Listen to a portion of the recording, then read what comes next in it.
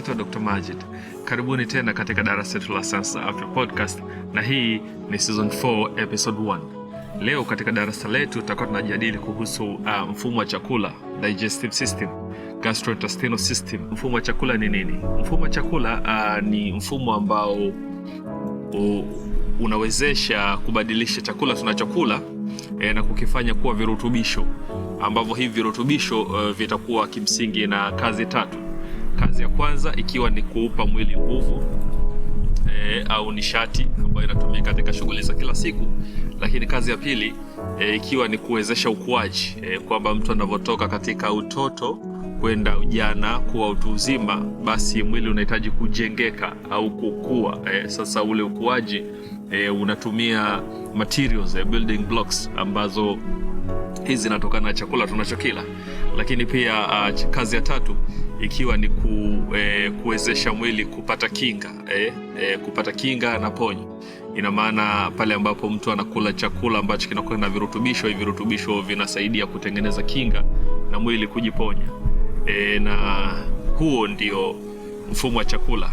Sasa mfumo wa chakula umetengenezwa na nini? Mfumo wa chakula umetengenezwa na njia, kwa kuanzia katika kinywa, ambapo chakula huliwa au huingia katika mwili wa binadamu, ambapo katika kinywa kuna meno, kuna ulimi, kuna matezi ya mate ambayo hutengeneza mate pamoja na enzymes kwa ajili ya kumeng'enya chakula, na baada ya hapo chakula umezwa kwenda katika koo, lakini pia kwenye koo au esophagus huteremka kwenda katika tumbo kupita kwenye cardiac sphincter na kufika kwenye mfuko wa tumbo. Chakula huteremka zaidi kupita kwenye pyloric sphincter kwenda kwenye duodenum, ambapo duodenum ni sehemu ya kwanza ya utumbo mwembamba, kutoka kwenye duodenum kwenda kwenye ileum, baadaye jejunum na kwenda kwenye cecum, alafu kutoka kwenye cecum hapo chakula huenda kwenye colon, ambao ni utumbo mpana, na kutoka kwenye colon kwenda kwenye rectum, na baada ya hapo hutokea katika njia ya haja kubwa. Hii njia ya chakula huambatana au husaidiwa na organs zingine, au kuna viungo vingine ambavyo husaidia katika kumeng'enya chakula, yakiwepo matezi ya enzymes. Kwa mfano kwenye kinywa kuna matezi ya mate, lakini pia tukija karibu na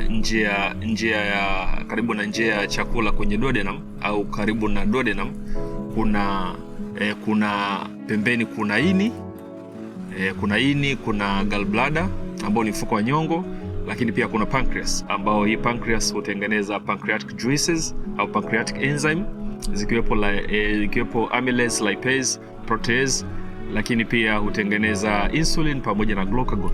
Ini tumelizungumzia kwa sababu ini hutengeneza nyongo, pia husaidia kuchakata chakula na kukibadilisha chakula kuwa katika hali ambayo inaweza ikatumika na mwili, kuhakikisha kwamba hiyo nyongo imekuwa concentrated kwa kiasi ambacho kinaweza ikatumika kwenye chakula. Na nyongo kazi yake ni kuweka rangi ya kinyesi. Nyongo kazi yake ya msingi ni kuhakikisha kwamba chakula aina ya fats kinaweza kuwa emulsified na kuwa katika hali fulani ambayo inaweza ikawa digested kirahisi, ili iweze kusharabiwa katika mfumo wa damu.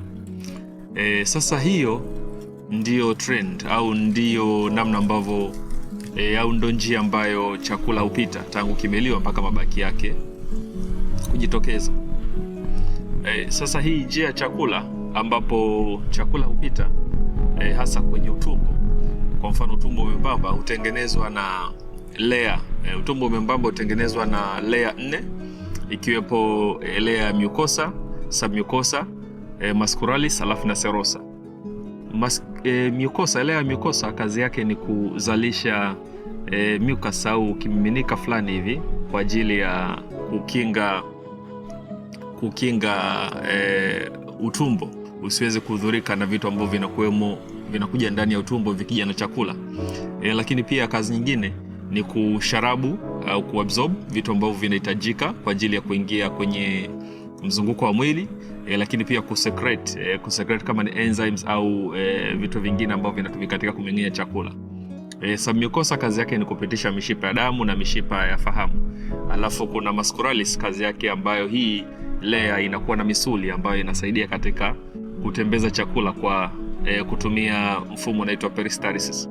Alafu serosa ambayo ni layer juu ya utumbo, kazi yake yenyewe ni kulainisha utumbo na kuhakikisha kwamba hausuguani na organs zingine ambazo zinakuwa zinazunguka utumbo.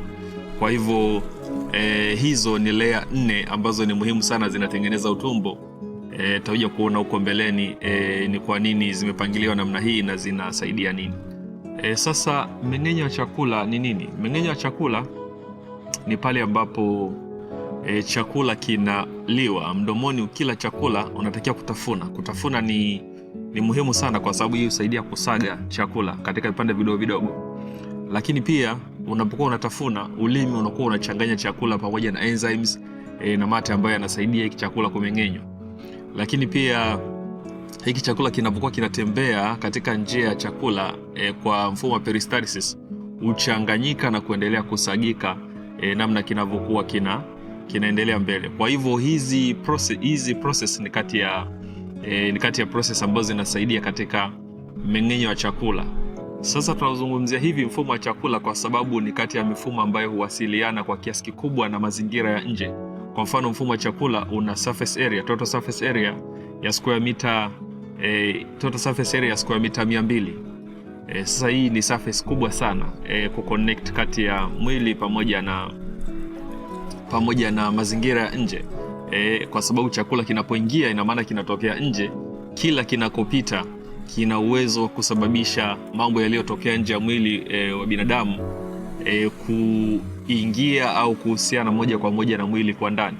Lakini pia chakula kinachakata takriban kilo 2 mpaka 3 za chakula kwa siku, na pamoja na kusharabu maji au vimiminika vingine kadri ambavyo mtu anakuwa amekunywa. Sasa huu ni mfumo ambao uko katika hatari kubwa sana ya kupata magonjwa endapo mtu anakuwa hajala chakula ambacho kinakuwa ni kisafi na salama. Na ndio maana tunazungumzia au tutauzungumzia kwa marefu na mapana na namna gani ambavyo unaweza ukapata magonjwa. Mfumo wa chakula unajikinga vipi na magonjwa ambayo yanaweza yakajitokeza kutokana na kuhusiana na mfumo huu, kuhusiana na mazingira. Kwanza kabisa, mfumo wa chakula una layer tulizungumza, inaitwa mucosal layer. Hii mucosal layer ni layer fulani au tando fulani kama kamasi ambao unazunguka au umetanda juu ya utumbo, hasa utumbo na njia nyingine za chakula. Hii husaidia kuzuia vimelea vya magonjwa kuingia na kusababisha madhara kwa mwili. Lakini pia kuna tight junctions kati ya seli moja na nyingine ambazo zinatengeneza mucosal na submucosal layer za njia za chakula. Lakini pia kuna tissues zinaitwa lymphoid tissue au gut associated lymphoid tissue, GALT. Hizi ni tissue za mfumo kinga ambazo zinasaidia kukinga mfumo wa chakula na magonjwa mbalimbali.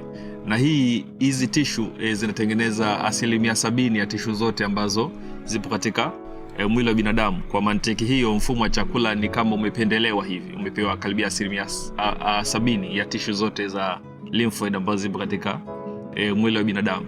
Lakini mwisho kuna bakteria wanaitwa Normoflora au microbiota. Hawa ni bakteria ambao hawana madhara kwa mwili wa binadamu, lakini wanasaidia kupambana na bakteria wengine wenye madhara pamoja na virus na organism wengine ambao wana madhara.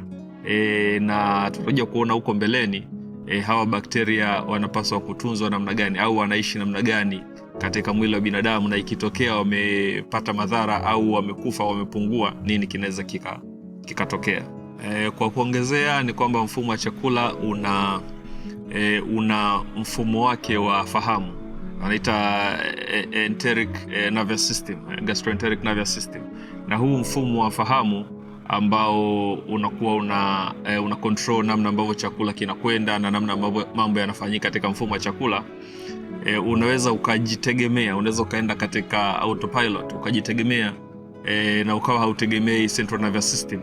Na ndio maana saa nyingine mfumo wa gastroenteric nervous system unaitwa second brain, kwamba ni unafanya kazi kwa kujitegemea ukilinganisha na ambavyo mifumo mingine inakuwa controlled na ubongo. Natumaini umejifunza mambo mengi sana kuhusu mfumo wa chakula na namna ambavyo unafanya kazi. Na hayo yalikuwa ndio tumedhamiria kujadili katika kipindi hiki cha kuhusiana na utangulizi kuhusu mfumo wa chakula, na tutaendelea na episodes zinazofuata na kutizama magonjwa ambayo yanaweza kaupata mfumo wa chakula. Mpaka hapo sina la ziada. Ningependa kukushukuru sana kwa kututizama na kutufuatilia. Mpaka wakati mwingine, bye bye.